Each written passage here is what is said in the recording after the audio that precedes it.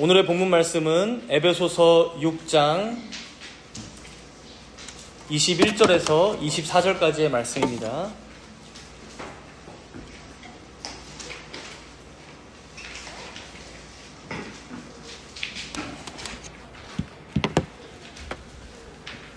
에베소서 6장 21절에서 24절까지의 말씀입니다. 제가 봉독하도록 하겠습니다. 나의 사정 곧 내가 무엇을 하는지 너희에게도 알리려 하노니 사랑을 받은 형제요 주 안에서 진실한 일꾼인 두기고가 모든 일을 너희에게 알리리라. 우리 사정을 알리고 또 너희 마음을 위로하기 위하여 내가 특별히 그를 너희에게 보내었노라.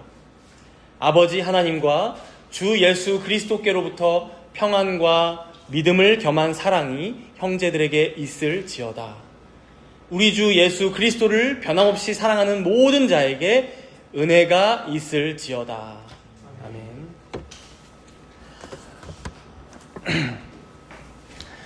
오늘로 에베소서 강해가 마칩니다. 에베소서 강해 15번째 시간이니까 약 4달 동안 에베소서 말씀을 함께 살펴봤습니다. 오늘은 진실한 일꾼인 두기고라는 제목으로 이제 이 에베소서의 말씀을 마무리 짓고자 합니다.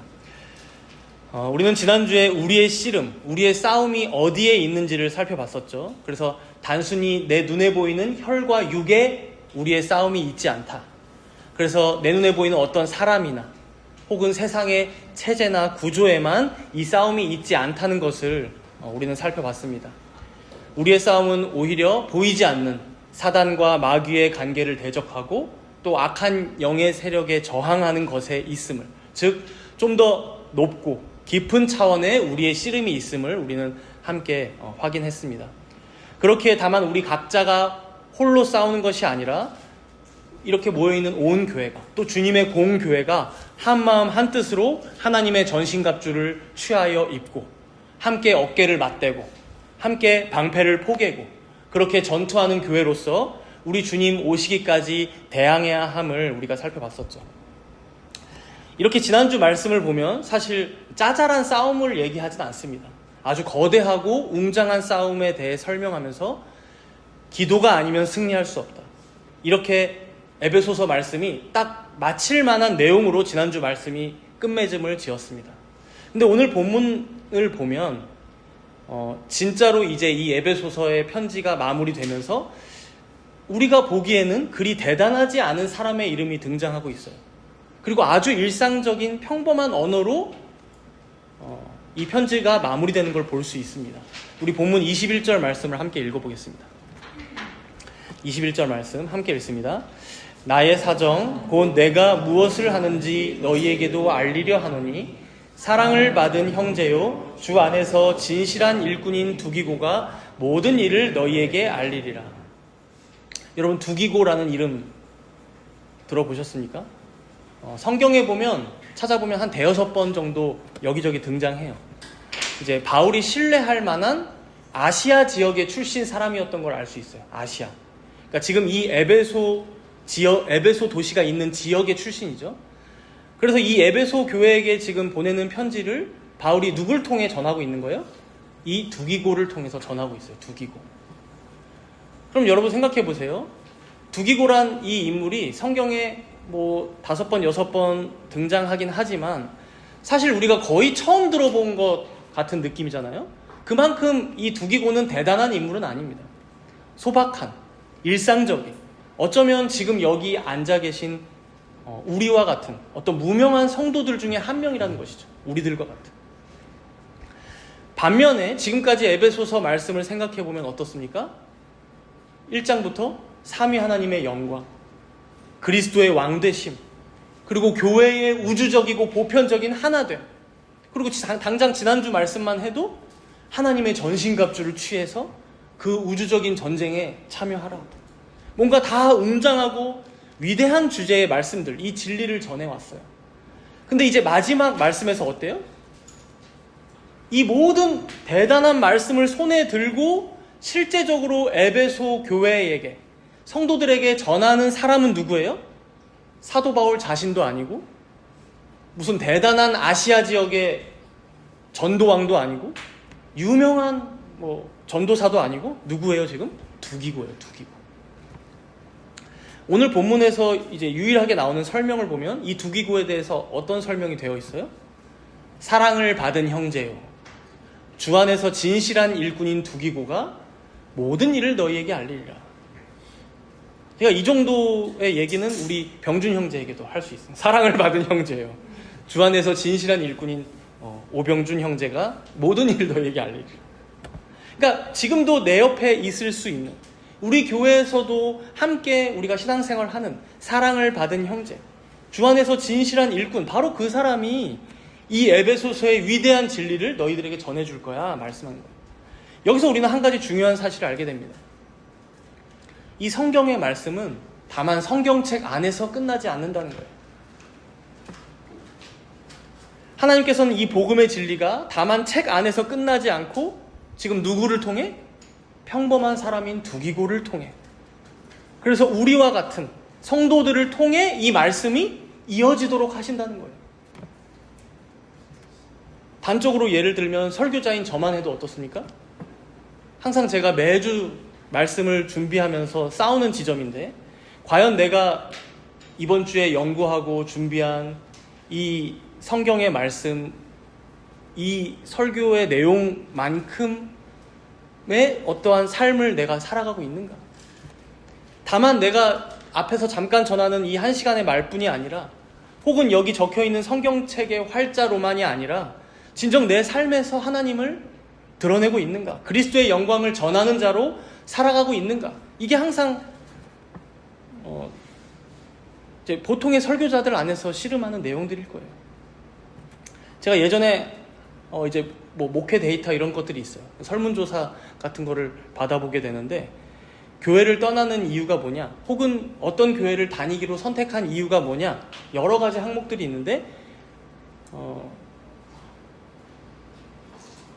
당연히 물리적인 이유, 이사나 혹은 불가피한 이유를 제외하고서는 여러분들도 예상하다시피 목회자의 설교예요. 설교를 듣고 보통은 정하고, 설교 듣다가 너무 힘들어서 떠나는 경우가 많습니다. 근데 그에 못지않게 거의 제가 이거는 완전 특이한 건 아니지만 좀 주목해서 봤던 게 뭐였냐면, 2위 정도가 뭐냐면 그 목회자의 인격, 성품, 그리고 그가 어떻게 살아가는지 삶을 보고 결정한다는 거예요. 혹은 떠나기도 하고. 바로 이 지점입니다. 여러분, 우리가 아무리 좋은 말씀을 듣고 좋은 책을 읽는다고 해도 그게 내 피부로 와닿지 않을 때, 쉽게 말해서 당신이나 그렇게 사세요 라는 생각이 들을 때면 우리는 그 말씀을 살아내기가 너무나 힘듭니다. 그렇게 사는 사람이 눈에 보이고 그 사람이 내게 말씀을 전해줘도 우리가 어때요? 그 말씀대로 사는 삶이 어떤 것인지 감을 잡을까 말까 해요. 겨우 따라 할까 말까 한 게 이제 우리들이거든요. 본 적이 없으니 감이 잡히질 않습니다.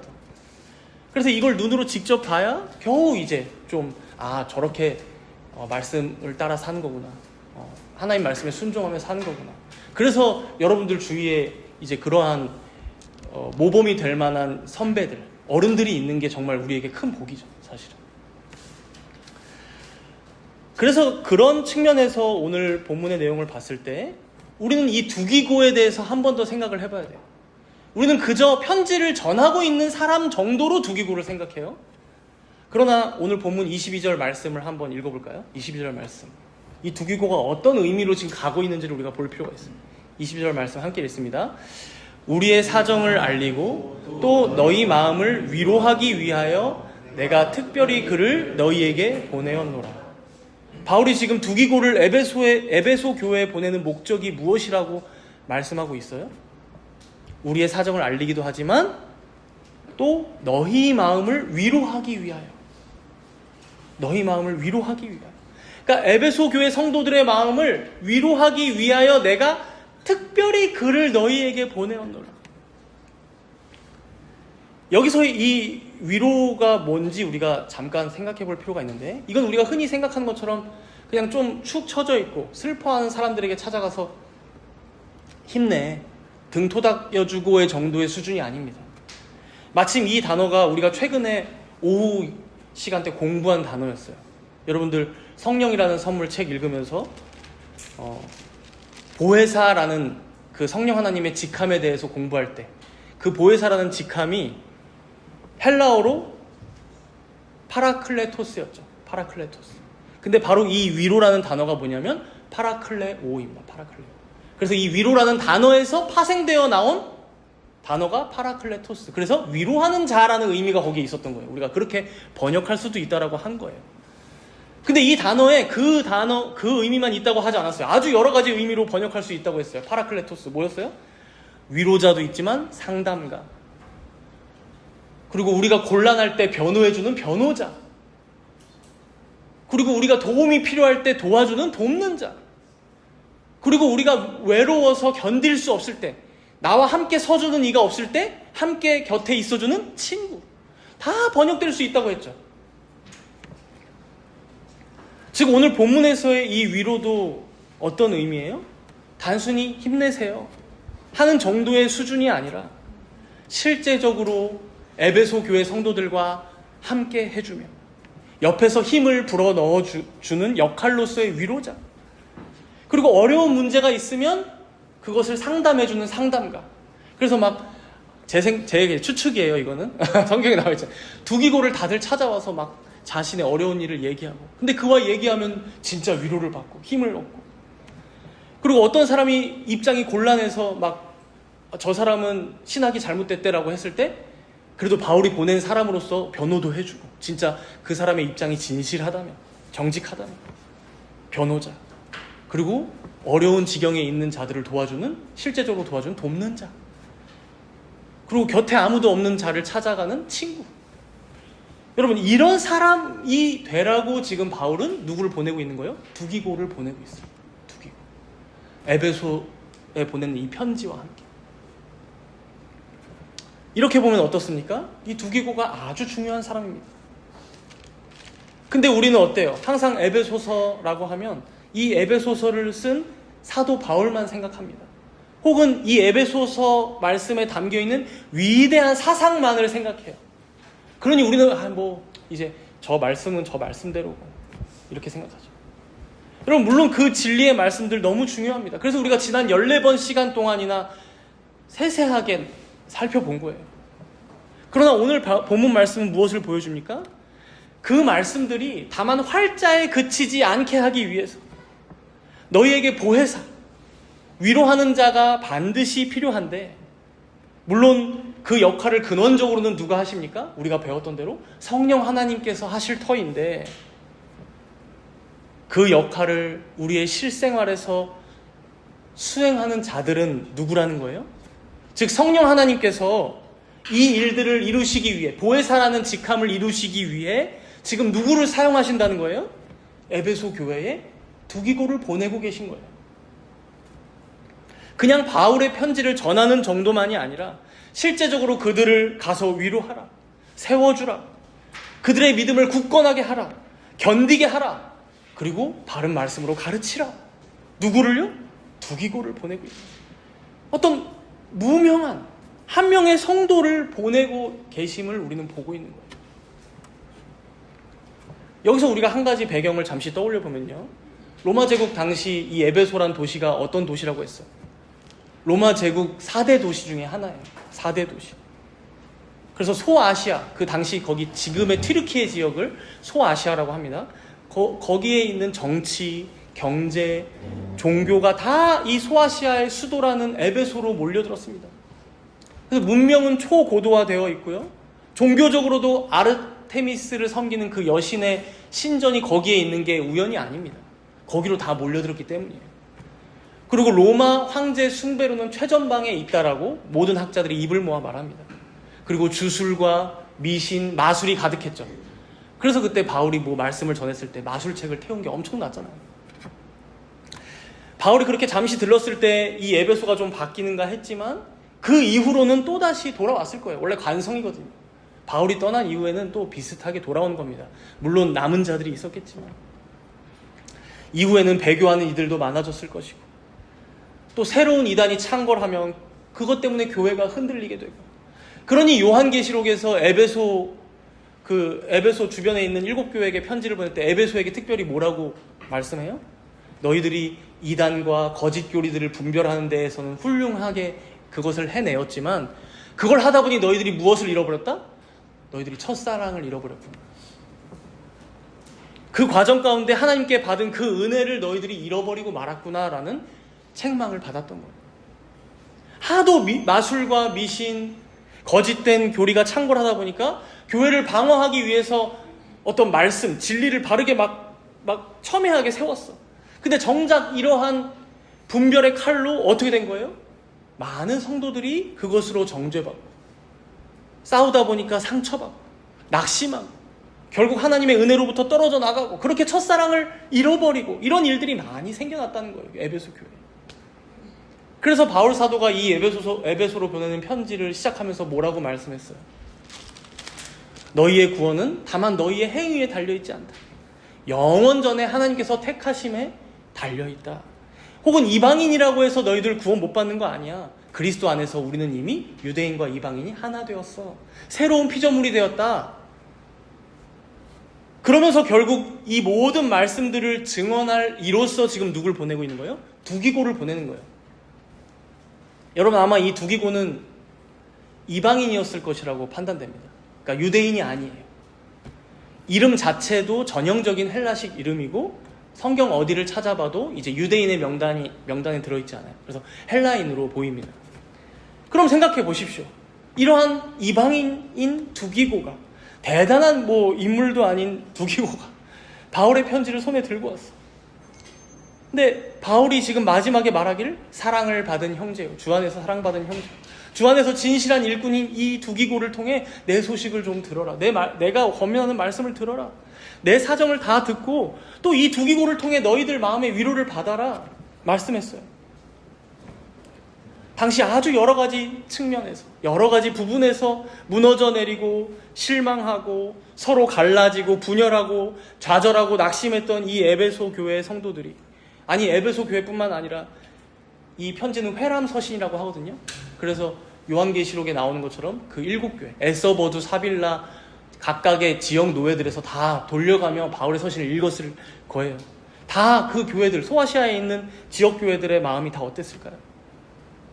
마치 악한 영의 세력에게, 사단 마귀의 관계에게 넘어가서 다 지는 것만 같다가 아니다.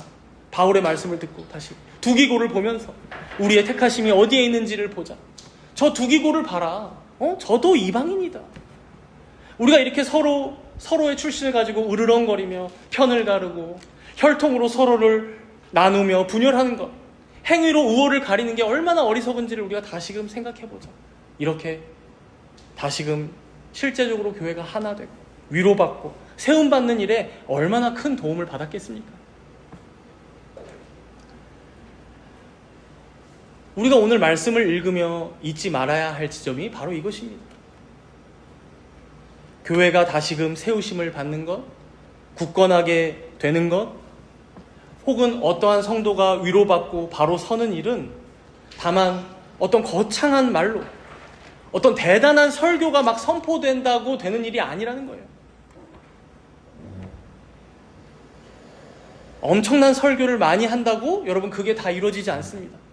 근원적으로는 성령 하나님께서 말씀을 통해 역사하셔야만 교회가 다시금 정결케 되기도 하고 거룩하게 되기도 하고 진짜 사도행전의 말씀처럼 말씀으로 흥함케 되고 부흥케 되고, 혹은 죄인이 회개하여 돌이키게 되고 주님 앞에 다시금 서게 되고, 이런 일이 일어나는데,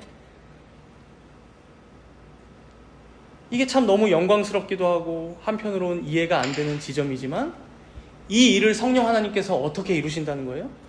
지극히 평범한 두기고라는 한 사람을 통해 이루신다는 거예요. 이게 너무나 영광스럽지 않습니까? 교회로 보자면 1차적으로는 말씀을 가르치는 목사를 통해 이루긴 하시지만 거기서 그치지 않는다는 거예요. 우리들 한 명 한 명, 여러분들 여기 앉아 계신 여러분들 한 명 한 명을 통해서도 이 일을 이루신다는 거예요. 보혜사 성령 하나님의 그 직임을. 여러분, 우리가 한번 우리 인생을 한번 되돌아보면 지금의 우리가 오늘의 이 자리에 있기까지 여러분 곁에는 어떤 두기고들이 있었습니까? 지금까지 여러분들이 신앙 안에서 견디고 인내하며 삼위 하나님을 믿음으로 그를 찬양하고 경배하며 오늘도 이렇게 예배의 자리로 모이는 데에까지 얼마나 여러분 곁에 있는 수많은 사람들의 헌신과 희생이 있었나요?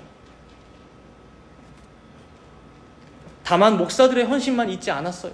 여러분들 어렸을 때 여러분들이 뭐 좋아하고 따르는 어떤 전도사님이 계셨을 수도 있고, 혹은 뭐 청년부의 어떤 신앙의 선배들이 있었을 수도 있고, 혹은 내가 신뢰하는 어떤 동료나 친구가 있었을 수도 있어요. 그게 다 여러분의 두기고였던 것입니다.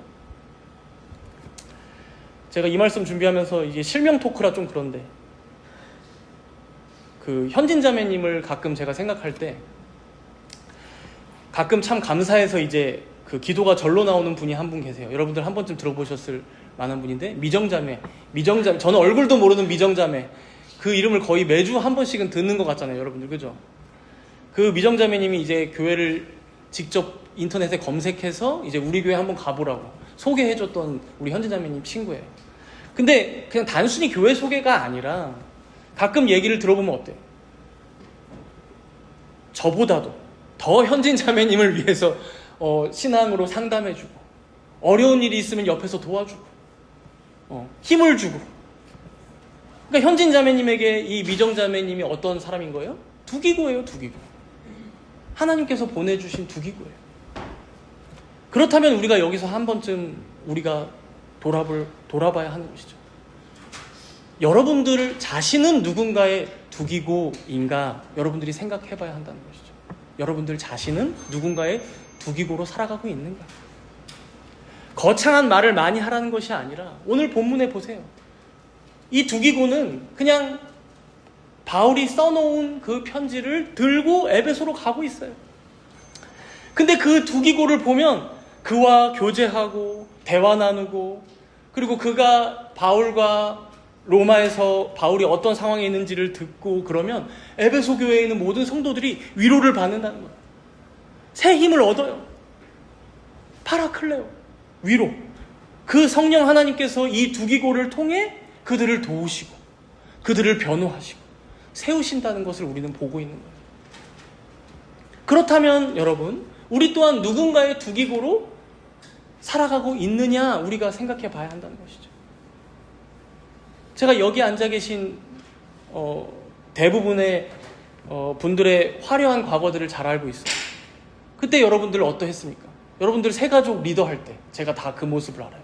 막 새가족이 오면 눈에 불을 켜고 가가지고 막 말을 어떻게 걸까, 어떻게 하면 조금 더 친밀해져서 다음 주에 또 나오게 할까, 혹은 뭐 좀 힘들어하는 어떤 뭐 연배 후배 동생들이 있으면 가서 밥 한 끼 사주면서 어떻게 위로해서 또 세워줄까.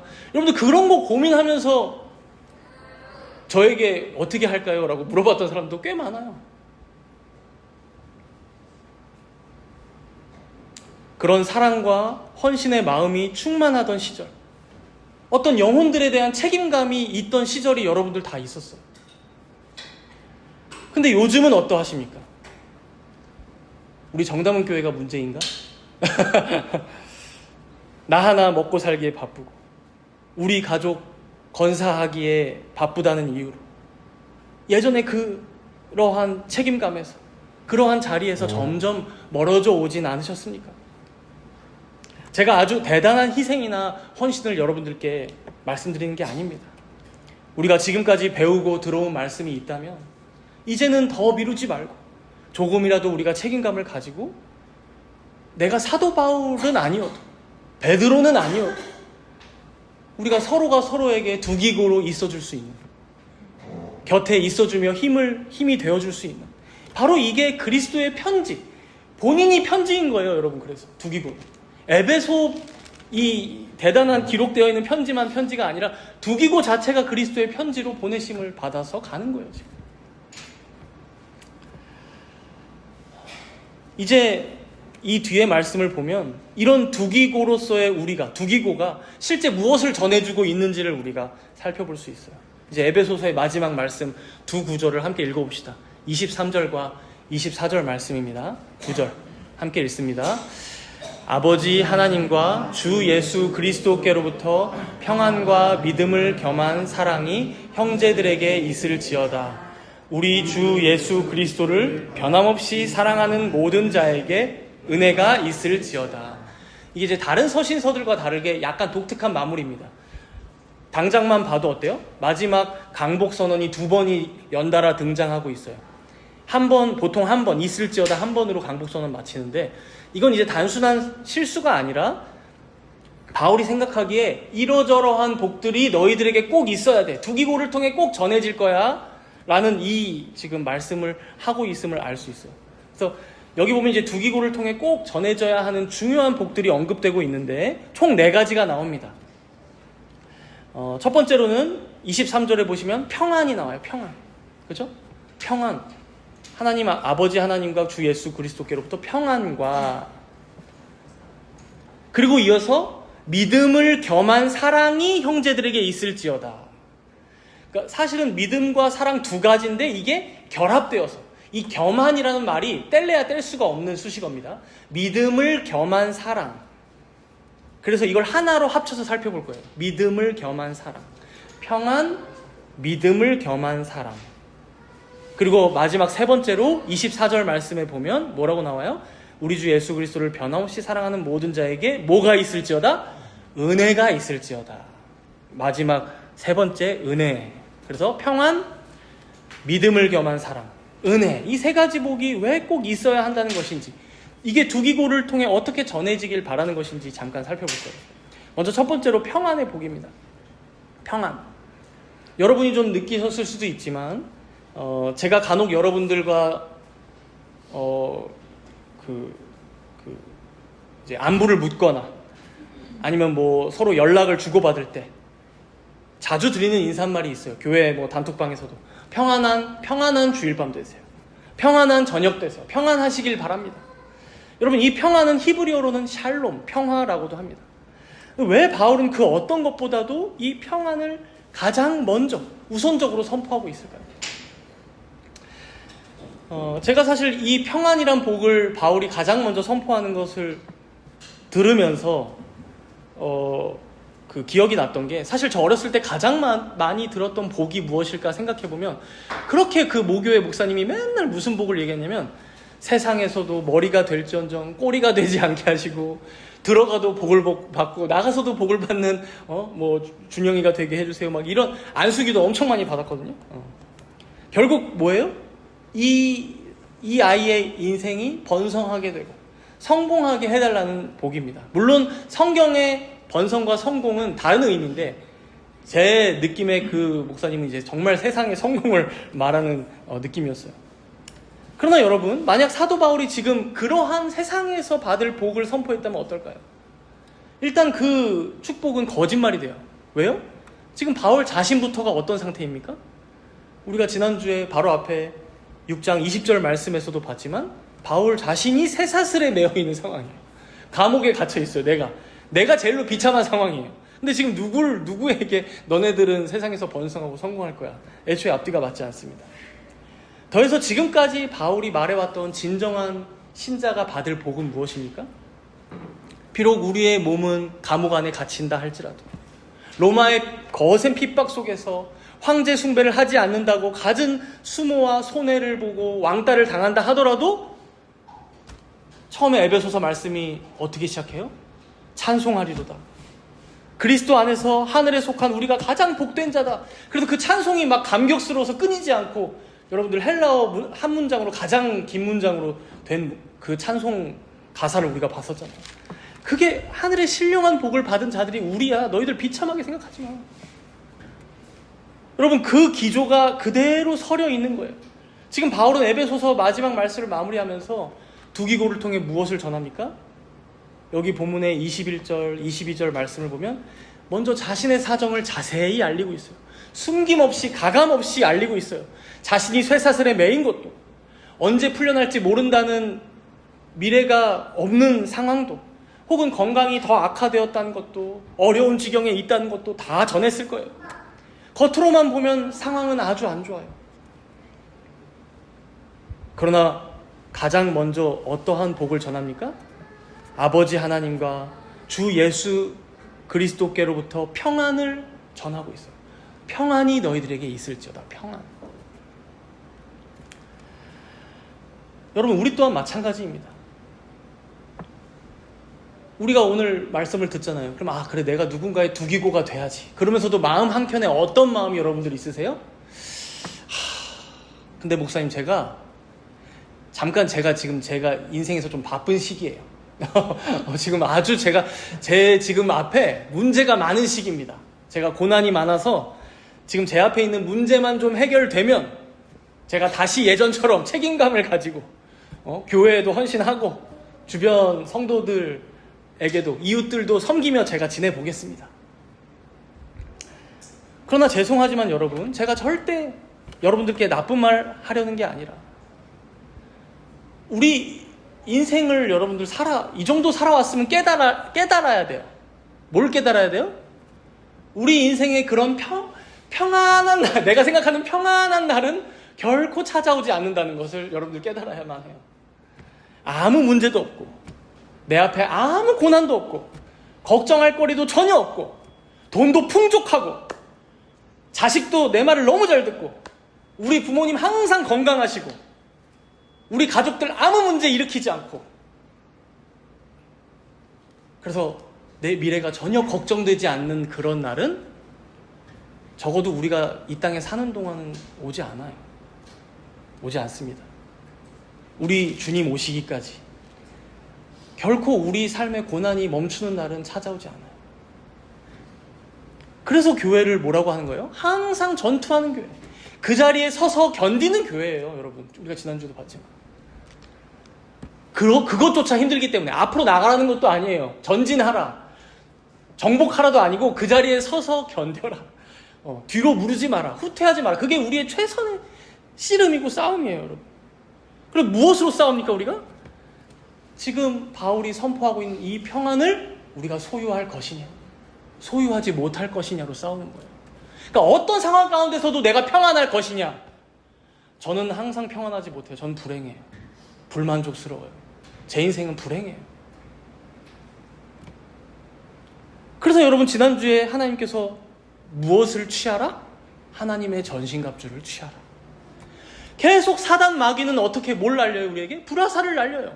마음의 불안을 자꾸 증폭시키는 그 불을 계속 지르려고 해요. 기름을 뿌리고 성냥불을 던지고 라이터를 던졌다가 불화살을 쏘기도 해요. 그때 무엇으로 막아내라는 거예요? 믿음의 방패, 믿음의 방패. 내 상황과 상관없이, 내 환경과 상관없이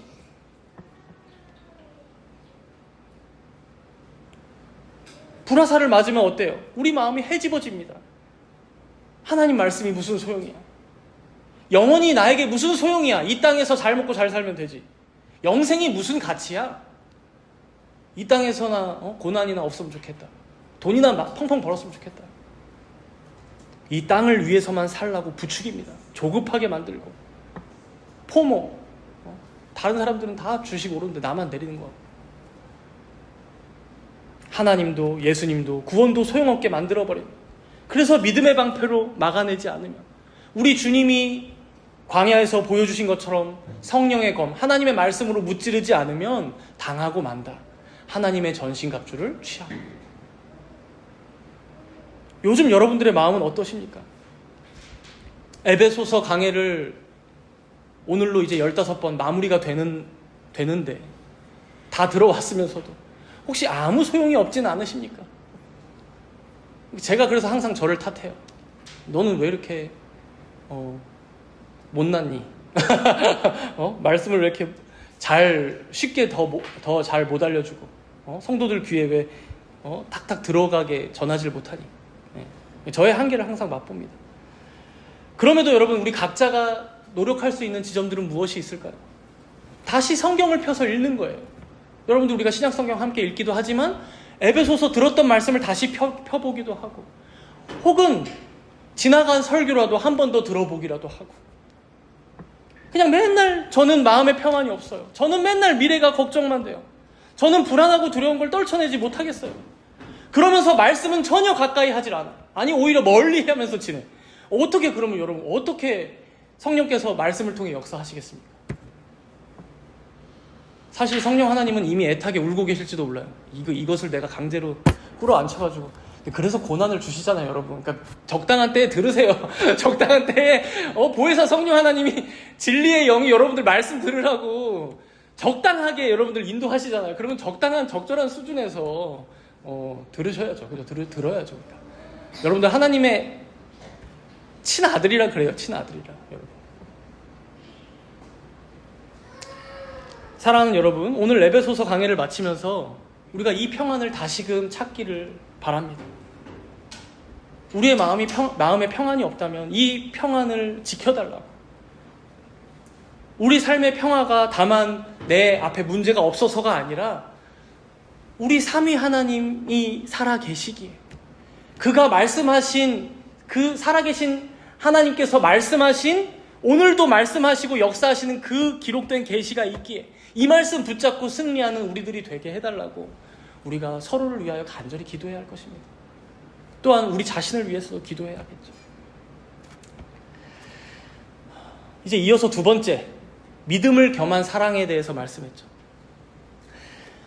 저는 이게 참 이 에베소 교회에 대한 아주 적실한 해결책이라고 보여지는 게 아까 에베소 교회가 어떤 상태라고 했어요 지금? 첫사랑을 잃어버린 교회예요. 너무 이단과 싸우다 보니 오히려 사랑을 잃어버린 교회였어요. 바울은 이런 에베소 교회에게 그 해결책으로 뭘 말씀하는 거예요? 믿음을 겸한 사랑이 너희에게 있을지어다. 믿음을 겸한 사랑. 이게 아주 오묘한 의미가 여기에 담겨있죠. 나름 우리 교회도 이제 개혁 신학을 추구하고 바른 교리를 추구하다 보니까 때때로 어떻습니까? 믿음의 측면, 이 교리의 측면만 강조하다 보면 간혹 반대 측면인 사랑을 잊을 때가 있어요. 놓칠 때가 있습니다. 우리는 바른 교회야. 이 확신이 강해지다 보면 어느새 다른 교회들을, 성도들을 쉽게 판단하고 정죄하면서 우월감에 빠지기도 하고 혹은 우리만 옳다는 고집에 그런 아집에 사로잡히기도 하고 그러니까 사랑으로 품어주면서도 바른 길로 이끌어주려는 그런 마음보다는 어떤 대안이나 대책도 마련해주지 못하면서 비판만 하게 되는 경우가 우리에게도 있어요. 믿음의 측면만 강조하다 보면. 근데 반대도 가능해요. 이제 누가 옳다 그르다 자주 싸우던 곳들은 어때요? 야 이제 사랑이야. 이제 믿음 더 이상 얘기하지 마. 그러면 이제 나중에 좀 한 1년 2년 지나면 어떻게 되는지 아세요? 야 믿음이 뭐였지? 바른 하나님께서 기뻐하시는 예배가 무엇이었지?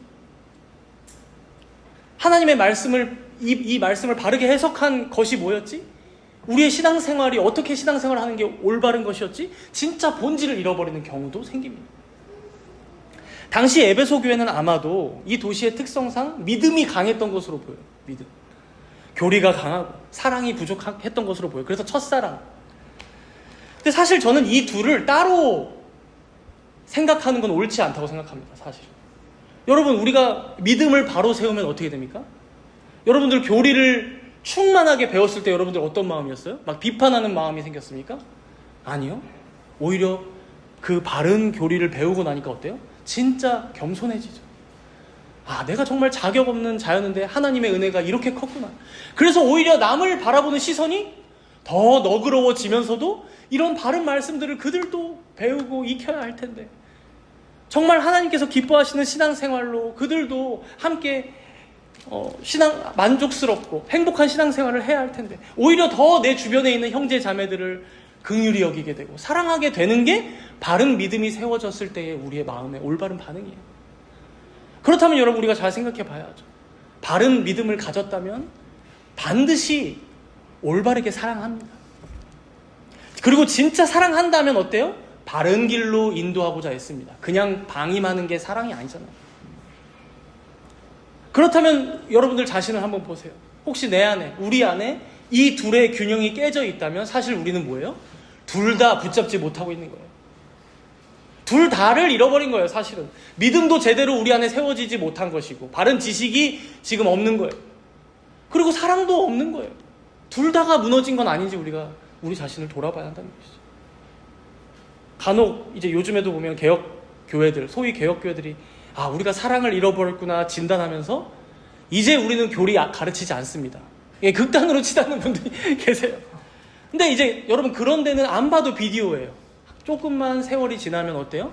그들 자신만의 또 어떤 계급이 생기고 계층이 생기고 우월감이 생기고, 여러분 교리가 없으면 진짜 제대로 된 사랑을 하지 못합니다. 참된 사랑을 하지 못해요. 왜냐면 바른 말씀이, 바른 교리가 뭐예요? 진리잖아요. 그 진리 안에서 사랑하지 않으면 어떻게 올바르게 사랑하겠어요? 우리 부부간에도 마찬가지인데 거기만의 어떤 사랑 없음이 결국 어떠한 비난과 정죄로 열매를 맺게 됩니다. 그렇게 결국 우리가 올바른 말씀으로 돌아가지 않고서는 진정으로 사랑할 수 없는 자임을 오늘 바울은 이렇게 표현한 거예요. 둘 다 놓칠 수 없다. 믿음을 겸한 사랑이 너희에게 있을지어다. 그렇게 우리가 이 믿음을 겸한 사랑을 우리 안에서도 더 진작하기 위하여 애써야 합니다. 그리고 여러분들이 누군가의 두기고가 되어서 믿음을 겸한 사랑이 그들 가운데 있게 되도록 여러분들이 옆에서 도와주고 세워줘야만 합니다. 그리고 우리 교회 안에서는 이것을 위하여 함께 열심히 말씀도 배우고 성경도 더 열심히 익히고 교육하는 것도 충실히 참석하고, 그러면서 그 배움 안에 바른 사랑의 열매가, 꽃이 필 수 있도록 여러분들 우리가 함께 애써야 한다는 것이죠. 이제 바울이 마지막으로 전하고 있는 은혜가 남아있다고 했어요. 우리 에베소서 말씀의 마지막 구절이니까 24절 말씀 마지막으로 한 번 더 읽도록 하겠습니다. 24절 함께 읽습니다. 우리 주 예수 그리스도를 변함없이 사랑하는 모든 자에게 은혜가 있을지어다. 여기 보면 예수님을 변함없이 사랑하는 모든 자에게 은혜가 있을지어다 하다 보니까 어떤 사람들은 예수님을 변함없이 사랑하는 자들에게만 은혜가 임하는 건가? 나는 안 되는 건가? 지레 포기하는 사람들이 있어요. 그러나 여러분, 이 마지막 말씀은 오히려 그 반대로 알려주는 말씀입니다. 우리가 지금까지도 봐왔지만 하나님의 은혜는 자격 있는 자들에게만 임하는 게 아니거든요. 오늘 이 두기고만 해도 혈통적으로는 자격이 없어요. 아브라함의 후손도 아니고 유대인도 아니에요. 이방인이에요. 그러나 어떻습니까? 그런 혈통이나 자격이 아니라, 혹은 어떤 사람이 가진 열심이 아니라, 그래서 변함없는 사랑을 보인 사람만이 아니라 뭐예요? 에베소서 1장부터 말씀했던 하나님의 아무 조건이 없어요. 아무 이유 없이 하나님의 택하심을 받은 사람이, 하나님의 은혜를 경험한 사람이 구원을 받는다라는 걸 우리는 확인했어요. 그래서 여기서의 이 변함없이란 단어는 순전한, 썩지 않을, 불멸하는 이런 의미가 있는데, 여러분 죄인들 중에 이런 사랑을, 이렇게 주님을 온전히 사랑할 수 있는 사람이 어디에 있습니까? 사도 바울도 장담할 수 없었어요. 그래서 바울은 여기 24절 말씀 안에서 변함없는 사랑과 은혜를 함께 서술합니다. 결국 은혜가 없이는 우리는 하나님을 변함없이 사랑할 수 없다라고 말씀하는 거예요. 방금 앞에 살펴봤던 평안도, 또 믿음을 겸한 사랑도, 혹은 하나님의 전신갑주를 입고 싸우는 것도, 그리고 그리스도 안에서 서로가 전혀 다른, 혈통이 전혀 다른 이들, 유대인과 이방인이 하나 되는 것도 하나님의 은혜가 없이는, 그 어느 것 하나 우리의 힘으로는 결코 온전히 이루지 못한다 말씀하는 거예요. 그래서 에베소서 1장 2절의 말씀도 보면, 우리 마지막이니까 한번 잠깐 볼까요? 앞으로 넘기시면 에베소서 1장 2절의 말씀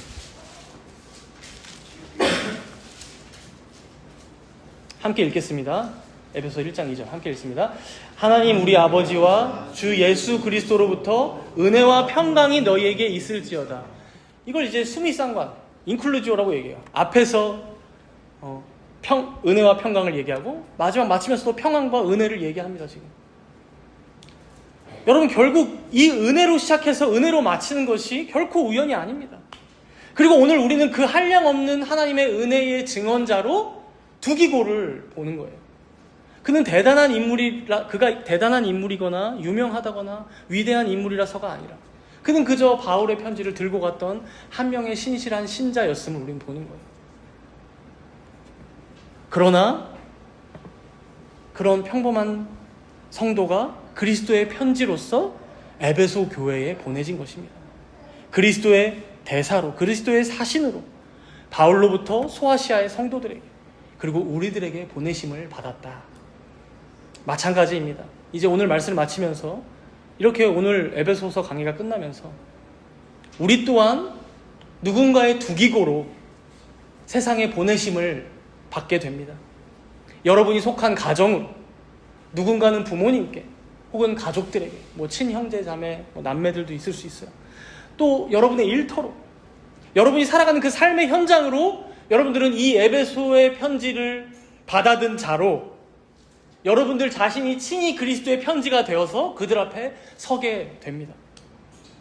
그렇다면 여러분들은 어떤 사람으로 서시겠습니까? 그곳에 가서 어떤 삶으로, 어떠한 믿음으로, 어떠한 사랑으로 이 주님께 받은 말씀을 증언하며 살아가시겠습니까? 바울이 쓴 에베소서에 기록된 말씀은 오늘 여기서 이렇게 끝이 납니다.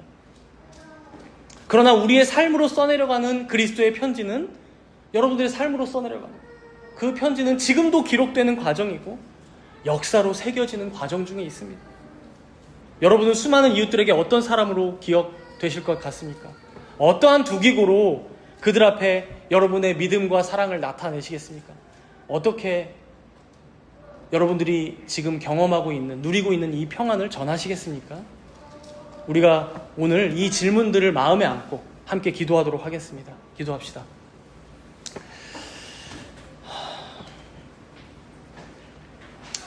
오늘 우리가 이 자리를 떠나면 우리는 곧 각자의 두기고로, 그리스도의 편지로, 그의 향기로 각자의 가정과 일터에 보내심을 받을 것입니다. 여러분, 이 사명을 마음에 품고 살아가고 계십니까? 아니면 이제는 다 잊고 그냥 내 삶 하나 돌보기 바빠요, 저 하나 건사하기 바빠요, 바쁘게 지내고 계시지만은 않습니까? 여러분, 오늘 바울을 보십시오. 그는 감옥에 갇혀 있고 쇠사슬에 매여 있습니다. 그러나 그는 그 고난을 통하여서도 그리스도의 영광과 평안을 전하고 있어요. 우리는 어떠합니까? 내 앞에 놓여진 고난 때문에 안 되겠다라고 불평과 원망으로 내 입술을 가득 채우고 있진 않으십니까? 여러분들 각자에게 허락된 삶이 있습니다. 그 삶으로 하나님께서는 여러분들이 받은 평안과 믿음과 사랑을 전하는 자로 살아가기를 주님은 원하고 계십니다. 우리 각자 자신을 되돌아보고 그러지 못했던 지난 날을 회개함으로, 그리고 다시 우리가 오늘 본문에서 봤던 이 두기고처럼 살아가겠습니다, 그렇게 살게 해주세요 라는 간절한 기도로 우리 다 같이 잠시 동안 기도하도록 하겠습니다. 주님, 우리가 서로가 서로의 각자의 두기고 소들을 주셔서 대단한 것이 아니라 위대한 인물이 아니라 무명한 자들입니다. 그러나 우리를 통하여 성령 하나님께서 일하시는 우리가 되었습니다. 주여, 우리가 맡은 소위 이 사명이 책임을 다하고 있지 못하진 않습니까? 우리 주변에 있는 친구들에게, 가족들에게, 지인들에게, 우리가 정말 사랑하는 모든 주변인들을 위하여 우리가 무엇으로 증언하며 살아가고 있는지를 다시금 되돌아봅니다. 주여, 우리가 누리고 있는 이 평안을, 또한 주님께서 우리에게 부어주신 그 믿음과 사랑을, 또한 우리가 주님께 받은 그 하려는 은혜를 전하는 자로, 증언하는 자로, 삶으로 나타내는 자로 그들 앞에 서게 하시고, 오늘 두기고가 그랬던 것처럼 우리가 그리스도의 편지로서 그들 앞에 설 수 있도록 우리의 인생을 주관하사 돌보아 주시옵소서. 내 삶이 다 해결돼서가 아니라 고난을 통해서도 평안을 전하는 그 바울의 뒤를 따라갈 수 있는 모든 우리 정경교회 성도들이 될 수 있도록 인도하여 주옵소서.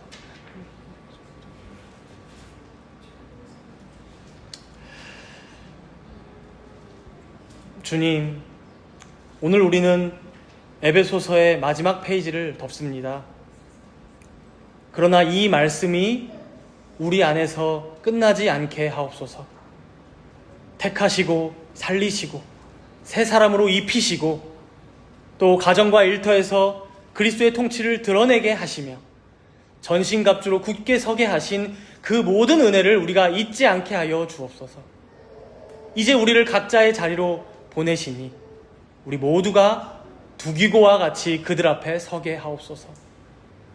흔들리는 누군가의 곁에 조용히 다가가서 함께 서주는 사람, 말뿐이 아니라 삶으로 그리스도의 영광을 드러내는 사람으로 세워주시옵소서. 우리의 결심만으로는 이 모든 것을 이룰 수 없음을 우리가 잘 압니다. 다만 주님의 변함없는 한량없는 그 은혜만을 우리가 의지하며 기도합니다. 그 은혜로 우리를 붙드시사 참된 평안과 사랑을 흘려보내는 우리들 모두가 되게 하여 주옵소서. 모든 성도들이 다가오는 한 주간 동안도 그리스도의 편지로 살아갈 수 있도록 다시 모이는 다음 주일까지 함께하사 붙들어 주옵소서. 감사드리며 예수 그리스도의 이름으로 기도합니다. 아멘.